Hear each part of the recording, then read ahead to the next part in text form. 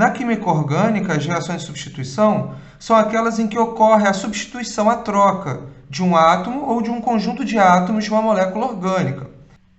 Nesse exemplo genérico, eu tenho esse grupo X ligado ao meu composto orgânico. E na reação de substituição, ele vai sair dessa molécula e vai dar lugar a um outro grupo de outra molécula.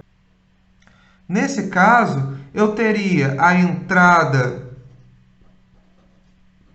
do grupo Y no lugar do grupo X que sai e vai formar uma nova molécula junto com o Z. Assim, eu formei uma nova molécula em que eu substituí uma parte da molécula orgânica do reagente, formando uma nova molécula orgânica no meu produto. Vamos começar falando das reações de substituição em alcanos. Vamos começar pelas reações de halogenação. As reações de halogenação são as reações com halogênio, ou seja, com elementos do grupo 17 da tabela periódica. Nesses casos, eu tenho a saída de um hidrogênio e a entrada de um halogênio no lugar dela. Vejam esse exemplo aqui da monocloração do metano. Um dos hidrogênios desse metano, ele vai se juntar com um cloro e ele vai formar o HCl, ou seja, o ácido clorídrico. Em contrapartida, esse outro cloro ele vai entrar no lugar do hidrogênio e eu vou formar um novo composto. Como que eu sei que composto é esse? Eu mantenho a estrutura do metano, com exceção desse hidrogênio, que é o hidrogênio que saiu. No lugar dele, eu vou colocar o cloro que entrou. Então, eu formei aqui o clorometano. Reparem que nessas reações, eu vou formar um haleto de alquila, que é um composto orgânico em que eu tenho um halogênio ligado à cadeia carbônica. Coloquei aqui também para vocês aqui em cima a ordem de reatividade desses haletos. Reparem que quanto maior a eletronegatividade, maior a reatividade desse grupo. Agora, nos alcanos mais complexos, eu preciso me atentar à classificação de cada carbono, porque a reatividade de cada carbono vai depender do fato de ele ser um carbono primário, secundário, terciário ou quaternário. Primeira coisa, carbonos quaternários não sofrem reações de substituição, porque eles não têm hidrogênio ligados a ele, então eles não conseguem reagir. Agora, os carbonos terciários eles são mais reativos do que os carbonos secundários, que são mais reativos que os carbonos primários. Resumindo, o hidrogênio sempre vai sair do carbono que estiver ligado a menos hidrogênios, ou seja, do carbono menos hidrogenado.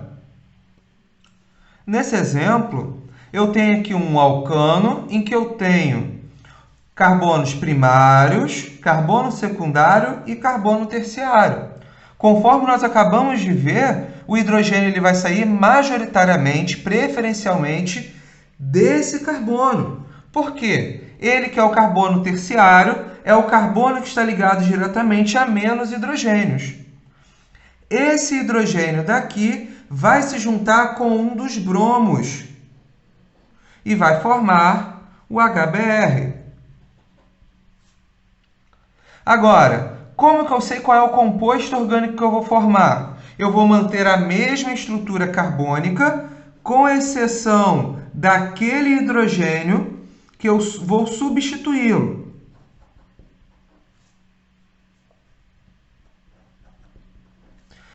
No lugar desse hidrogênio, vou colocar esse bromo,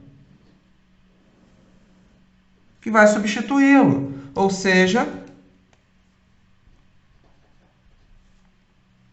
eu formei o 2-bromo, 2-metil-butano. Formei um haleto de alquila. É importante reforçar que esse não é o único composto formado. Ele corresponde a cerca de 90% do produto total. Mas, além dele, eu formo outros compostos que ocorrem em menor quantidade. Então, esse é o meu produto majoritário, ou seja, o que ocorre em maior quantidade, mas não é o único. Além disso, também vale apontar que essa regra que aprendemos, ela vale para todas as substituições em alcano, não só para a halogenação. Agora vamos falar das reações de nitração. As reações de nitração são as reações com ácido nítrico, HNO3. Nessas reações, a hidroxila do ácido nítrico vai se juntar com o hidrogênio para formar água e eu vou dar origem ao nitro composto, ou seja, eu vou colocar na minha molécula orgânica o grupo NO2. Então, vejamos esse exemplo aqui. Eu tenho o propano, em que eu tenho 2 carbonos primários e esse carbono que é secundário. Repare que enquanto esses 2 carbonos estão ligados a 3 hidrogênios, esse aqui só está ligado a 2. Então, é dele que vai sair o meu hidrogênio. Ele vai se juntar com a hidroxila e vai formar o H2O. Lembrando que a água é a união do hidrogênio com a hidroxila. E agora, qual é o composto orgânico que eu vou formar? Mais uma vez, vou manter a estrutura que eu tinha, só vou tirar aquele hidrogênio que saiu para se juntar com a hidroxila. Aqui no lugar dele, eu vou colocar o grupo nitro, que é o NO2. Também é importante dizer que essas reações de nitração geralmente ocorrem na presença de ácido nítrico concentrado e com aquecimento, tá? Toda vez que nós virmos esse delta, esse triângulo aqui em cima, ele significa aquecimento. Falando agora das reações de sulfonação. Elas geralmente também ocorrem com ácido sulfúrico concentrado e com aquecimento. No caso da sulfonação, mais uma vez eu vou ter o hidrogênio do meu alcano sendo substituído porque ele se junta com a hidroxila e forma água. E eu vou ter a entrada de um grupo que vai formar o ácido sulfônico. Vejamos esse exemplo. Eu tenho agora o etano. Nesse caso, os 2 carbonos são primários, eles são iguais. Os dois estão ligados a 3 hidrogênios. Então, não faz diferença de qual carbono eu vou tirar o hidrogênio. Então, eu vou tirar desse primeiro. Eu vou formar isso aqui. Esse hidrogênio saiu, se juntou com a hidroxila e formou água. Agora, no meu composto orgânico, no lugar do hidrogênio, eu vou colocar o grupo funcional do ácido sulfônico. Agora, terminando nossa primeira aula, vamos falar das reações de substituição em ciclanos. Ciclanos são alcanos cíclicos. O que vai determinar o principal tipo de reação que ocorre com cada ciclano é o tamanho do ciclo. Por exemplo, no caso do ciclo propano, que só tem 3 carbonos, e do ciclo butano, que eu tenho 4 carbonos, ocorre principalmente reações de adição. Por quê? Nesses compostos, o ângulo de ligação entre os carbonos ele é muito desfavorável, fazendo com que essa molécula seja bastante instável, então ela se degrada, ela quebra com mais facilidade. Agora, no ciclo pentano e no ciclo hexano, que já são moléculas em que esse ciclo é maior, eu tenho ângulos mais favoráveis nas ligações entre os carbonos, que tornam as estruturas mais estáveis, então eles passam a fazer principalmente reações de substituição. É possível fazer reações de adição com esses 2 compostos, mas são reações um pouco mais difíceis. Eles vão tender a fazer reações de substituição. No primeiro exemplo, ocorre uma reação de adição, porque conforme nós já vimos, o ciclo propano possui um ciclo mais instável devido aos ângulos de ligação entre os carbonos, por isso ele se quebra. Então, nesse caso, a halogenação é de adição. Eu quebro o ciclo, eu vou formar agora um composto de cadeia aberta e eu vou colocar em cada extremidade um cloro. Ou seja, eu formei o 1,3 de cloropropano.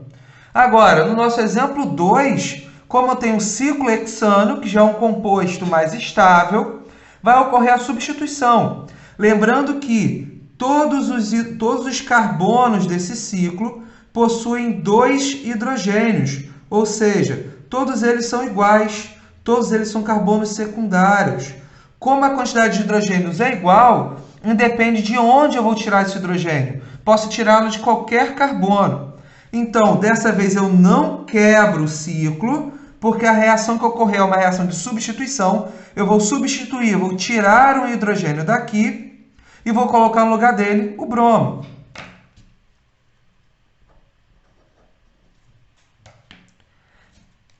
E além desse haleto de alquila, eu formo o HBr, tá? O ácido bromídrico, que é a união do hidrogênio que saiu com o outro átomo de bromo. Então encerramos por aqui a primeira parte de reações de substituição e seguimos no próximo vídeo com reações de substituição em compostos aromáticos.